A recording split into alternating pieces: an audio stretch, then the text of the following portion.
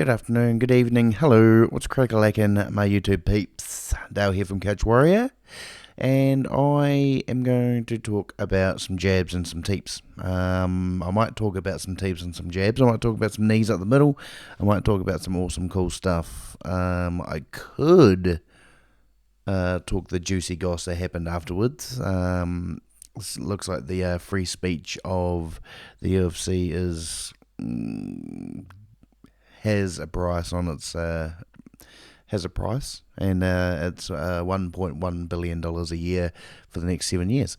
But without further ado, I shall begin the review of UFC Houston, Strickland versus Hernandez.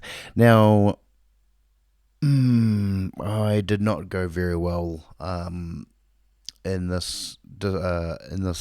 my picks, which is fine. I had a feeling. I did fence it on quite a lot of the ones, but my locks just absolutely sucked. Absolutely, just were not good.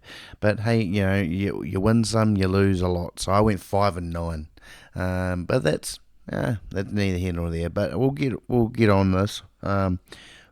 So Juliana Miller versus Carly Judice. So I didn't catch this because I don't have access to the early prelims at the moment, unfortunately.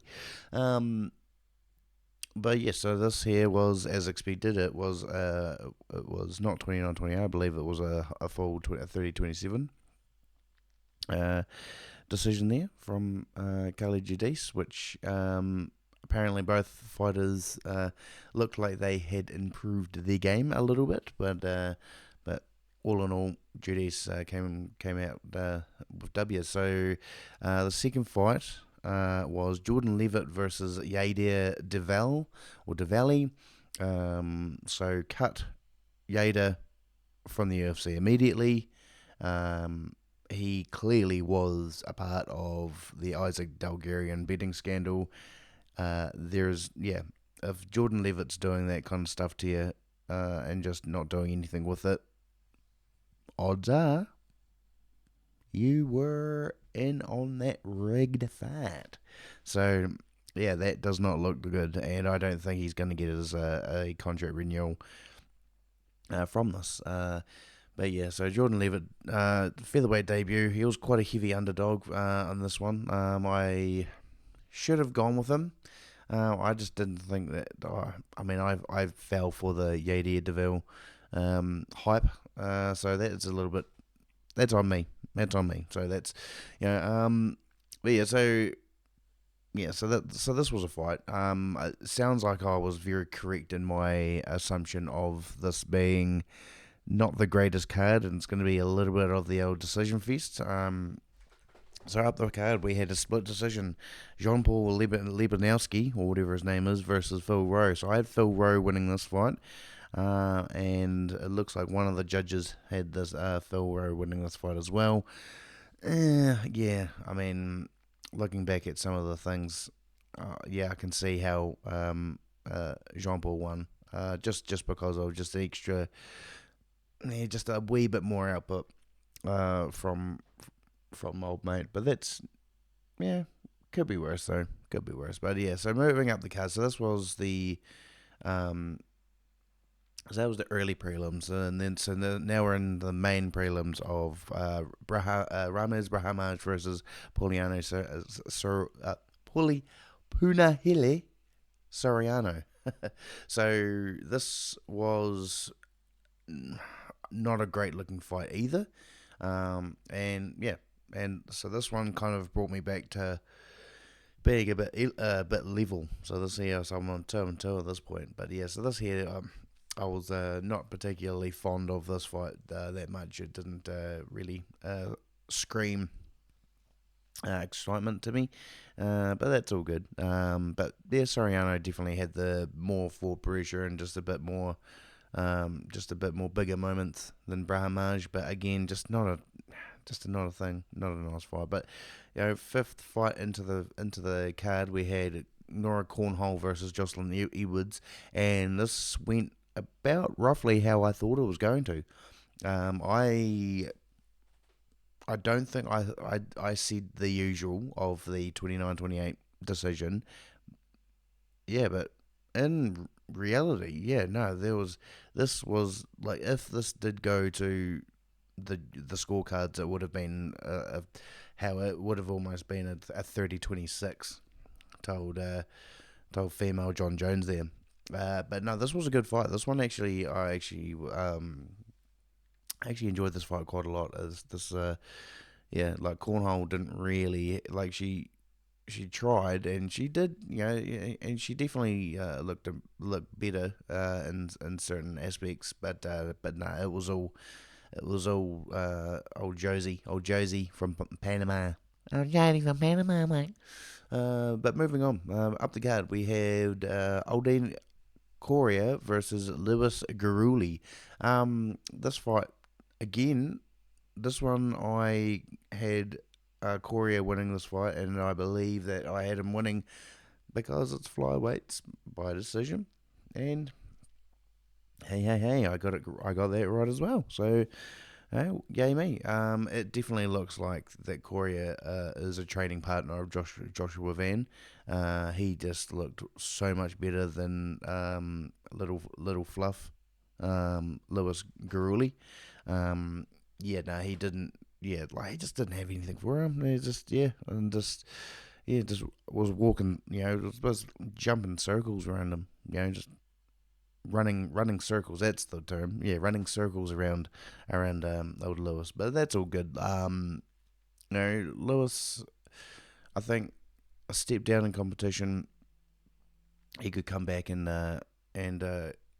make something of himself. But yeah, just a wee bit more training, and just some higher level training, I think, will definitely help him out quite a bit. But yeah, Alden Coria, yeah, he is. He's something to keep an eye out for. Definitely something to keep an eye out for. But this was a pretty a reasonably exciting fight for me, at least. But moving on, we're still on the prelims here. We got Ode. Ode. Oh, yeah. And Elibi Idris. So I was wrong on this one. It turns out that Ode Osborne is kind of trash in most places. I don't even think he was. He was landing some okay strikes at some point. But Idris had. Yeah, he just had everything. Adirius, or whatever the hell he wants to be called. Yeah, no, he did. Yeah, yeah. Ode Osborne needs to work on grappling. He actually, like, the meme of the "saying 2 or 3 years if it takes to forget my bladder." Yeah, well, he needs to do that because there is no ground game whatsoever, and I don't think, and I think his record's looking not that flash in the UFC anymore.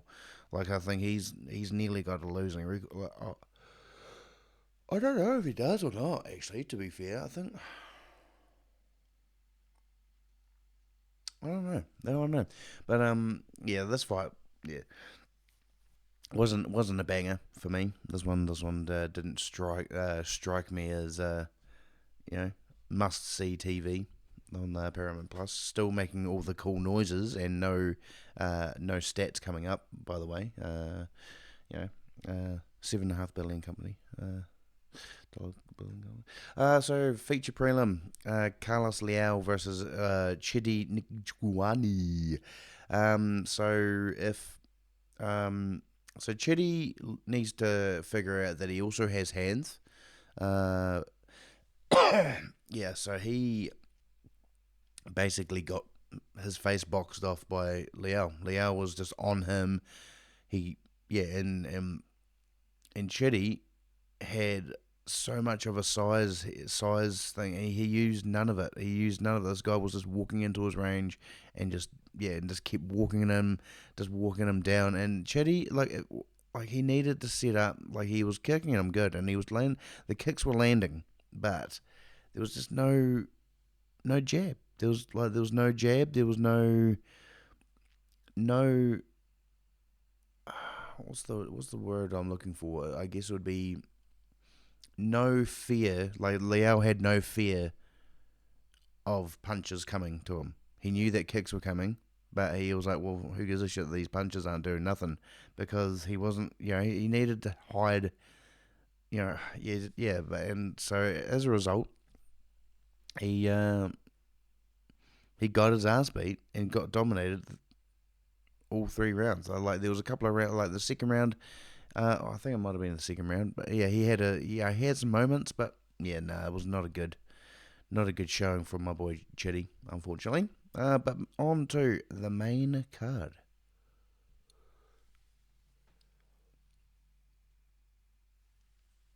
Cut Michel Pereira from the UFC. Get rid of him. He's gone. He's done. He's done. He. How do you gas from throwing 5 punches? I mean, I'm a fat cunt, and I wouldn't gas from fucking throwing 5 punches. Like this guy, I don't know what's going on with him, but he's just, I don't know what's going on with this guy. And Zachary Reese, I mean, come on, brother. Come on, brother. Like you could have, all you had to do was just weather the storm, and those high in a yeah, quote unquote dick shots that he was fucking throwing, which were like high, they were body shots and they were high leg shots, high thighs in a thigh kicks. Just he needed to. I mean, it was good, but I mean, I'm just disappointed. Okay, that's all it is. I'm just, I'm just disappointed. Um, but yeah, Zachary Reese, he could have won this. He could have won this fight if he just, pushed some more. He just should have pushed those at those points. Just after Pereira takes those like 10-minute breaks in between faking getting a nut shot. So yeah, but this would end up being a split decision. But yeah, shit fight. Yeah, terrible fight. This one, yeah, not fun. Yeah, this, yeah, like it's a banger. No, I'm sorry. Yeah, I'm sorry, but yeah, this was there's some regional shit. Some regional shit. It's the UFC. This is the first fight on the main card of this thing. And they're fighting like bloody flyweight. Flyweight women. You know. But yeah. Anyway, moving on because that just annoyed me. Jacoby, Jacoby Smith versus Josiah Harrell. So again, I'm wrong on this one. I thought that old mate would kind of be a bit more rounded. Harrell with the takedowns and stuff. And technically speaking, I was correct with that because he was the one who took Jacoby Smith down, but Jacoby Smith immediately reversed it and killed this guy. So this guy, yeah, this guy absolutely smoked the ever living crap out of Josiah. I don't, yeah, I don't think fighting's for this dude. He's like 5'7" as a welterweight. Welterweights hit massively. This dude's got brain and like he's had brain a brain condition and stuff as well. And why would you want to fight and give yourself CTE on top of that? You know what I mean? So yes, I'm not too sure how that works, but yeah, this was devastating. This was a standard. This was actually a great Kerry Hatley stoppage. With I think this one he ended up having. I think it was like 9. I think it was either 7 or 9 shots too many, which is not too bad considering that of what he did to that would be, who was it? Jalen Turner versus Bobby Green, where Bobby Green took probably about 54 undefended strikes while pretty much knocked out against Jalen Turner, and this guy's like, oh, He's not dead enough yet. He's not dead enough. His lifeless corpse is not bouncing around enough for my liking. So yeah, so yeah, so old mate got absolutely smoked. And yeah, and it's just, I mean, good win for Jacob Smith. Yeah, he'll get a jump up in competition for sure. He'll be fighting, he'll be fighting some of these slightly more named welterweights coming up for sure. Next fight on the card, which was our lone heavyweight fight, which is Ante Delija versus Sergey Spivak. Now, I got this one again wrong. I thought that Sergey Spivak was going to get slimed out by Ante, but Ante Delija, I don't think had it. Yeah. I mean, it was pretty. It was quite timid. He was quite timid at some point, and it turns out that Sergey Spivak is not hard. Is hard to put away when he is just smacking. When he's slanging and banging. I mean, Sergey didn't have it didn't look nice at all. And Ante Delija, I believe, won. Yeah, he definitely won the striking. He didn't win the striking exchanges, but he won the cleaner strikes. Like he had the cleaner strikes, but he didn't. Yeah, but he just wasn't throwing anywhere near as much as he should have. And as a result, lost a UD. He just I'm pretty sure it was 29-28, 30-27 to old Serg. So I'll miss the Moldova over there. But yeah, no, this one again. It was very decision festy. Up until obviously at this point we've had two finishes. We've had the Jacoby Smith and we've also had Jocelyn Edwards. But that's it. That's been it. All of them have been decisions up until this next fight.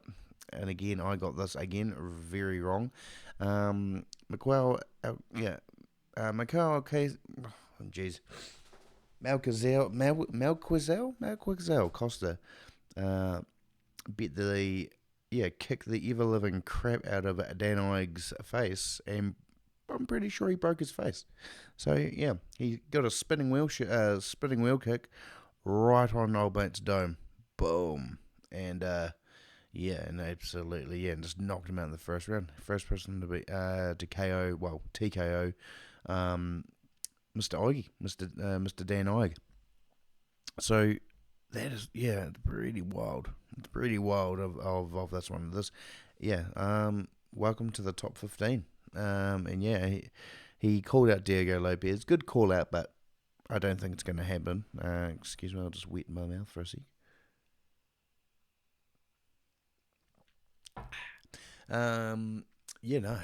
So this one ended up being quite 4 seconds left in the round. It was just that last second, that last 10-second brawl to try and scrap out the round. And I mean Dan Ige was he was definitely looking good. He was keeping calm. He had the composure and stuff like that. So he's actually keeping relatively good thing. I think McCall was still threw more, and he still had still definitely would have won the round if it went to the second. Oh my lord. So the last three fights, great. So this fight was TKO, and our second fight on our second in a row of TKOs is actually the co-main event, which is Jeff Banana Peel. He slipped on a banana peel, snot flew out of his nose, and Urish Medic came away with the big bad W. He knocked him out in a minute, basically like a minute and a half. Just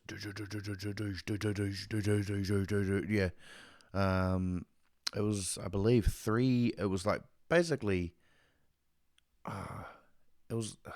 I want to say it was like two combinations. So basically, it was a nice little right left, right left right, and I believe there was and then I think he like chucked 3 left hooks, and like one of them just come in and just went boing and just cleaned blood up. And yeah, so Jeff Neal,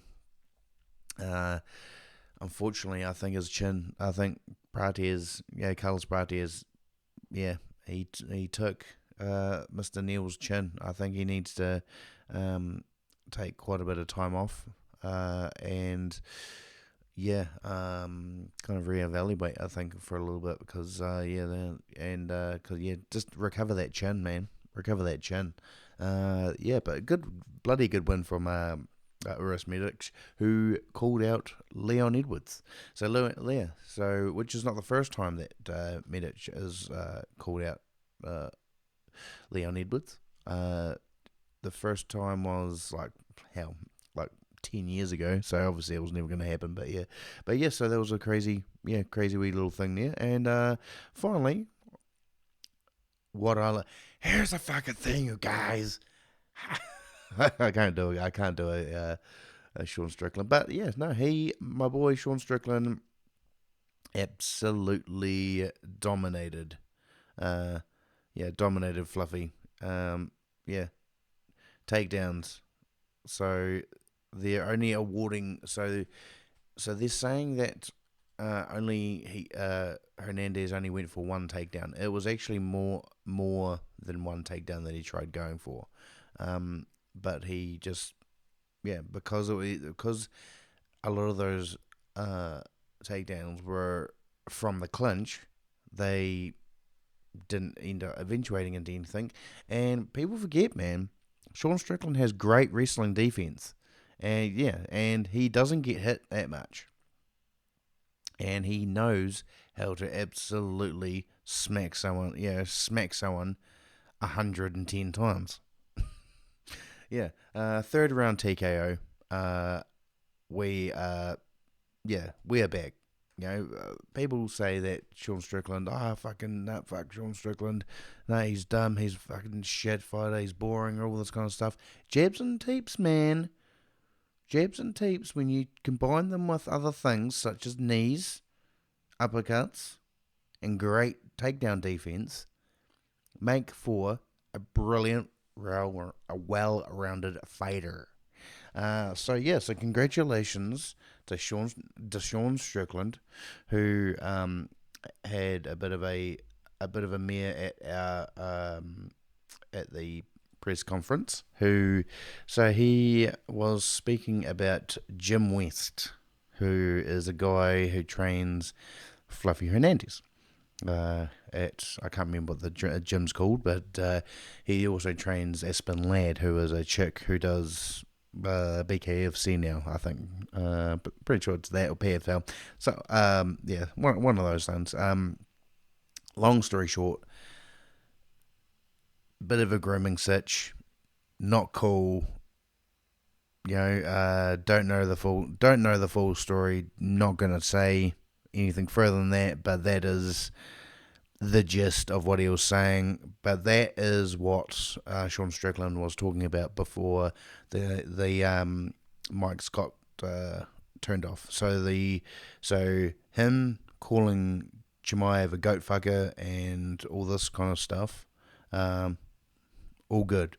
Talking about bagging gays and transes and all that kind of stuff, good.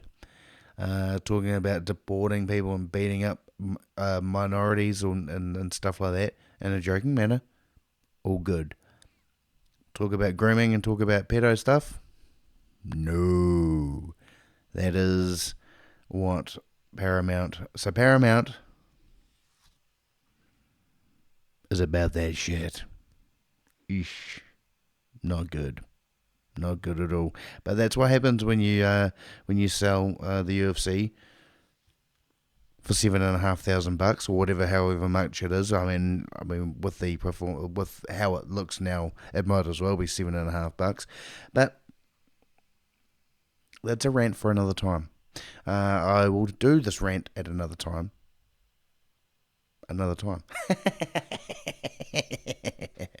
Oh man, dickhead.